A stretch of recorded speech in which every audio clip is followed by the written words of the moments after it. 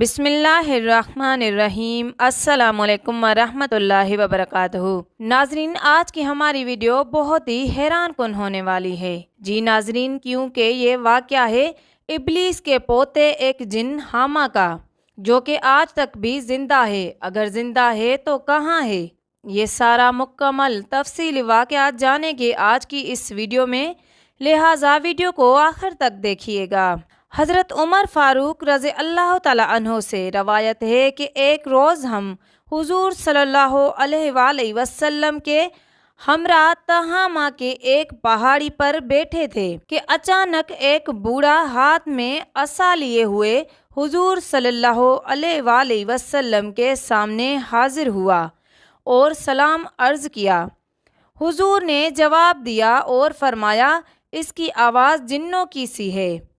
پھر آپ صلی اللہ علیہ وآلہ وسلم نے اس سے دریافت کیا، تو کون ہے؟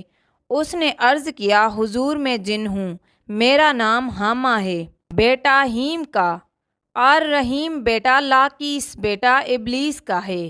حضور صلی اللہ علیہ وآلہ وسلم نے فرمایا، تو گویا تیرے اور ابلیس کے درمیان دو پشتیں ہیں۔ پھر فرمایا، اچھا یہ بتاؤ تمہاری عمر کتنی ہے؟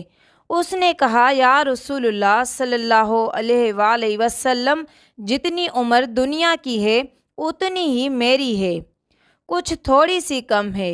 حضور، جن دنوں قابیل نے حابیل کو قتل کیا تھا، اس وقت میں کئی برس کا بچہ ہی تھا، مگر بات سمجھتا تھا، پہاڑوں میں دوڑتا پھرتا تھا اور لوگوں کا کھانا و غلہ چوری کر لیا کرتا تھا، اور لوگوں کے دلوں میں وسوسے بھی ڈال لیتا تھا کہ وہ اپنے خویش و اقربا سے بدسلوکی کریں۔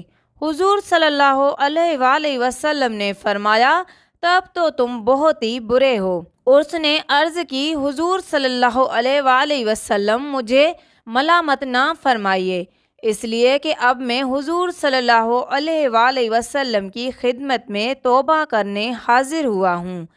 یا رسول اللہ، میں نے حضرت نوح علیہ السلام سے ملاقات کی ہے اور 1 سال تک ان کے ساتھ ان کی مسجد میں رہا ہوں۔ اس سے پہلے میں ان کی بارگاہ میں بھی توبہ کر چکا ہوں۔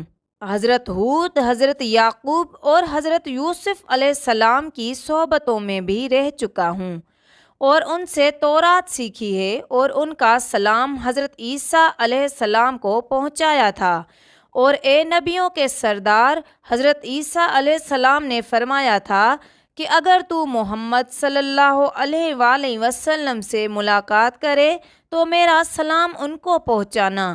سو حضور، اب میں اس امانت سے سبکدوش ہونے کو حاضر ہوا ہوں، اور یہ بھی آرزو ہے کہ آپ اپنی زبان مبارک حق ترجمان سے مجھے کچھ کلام اللہ تعلیم فرمائیے۔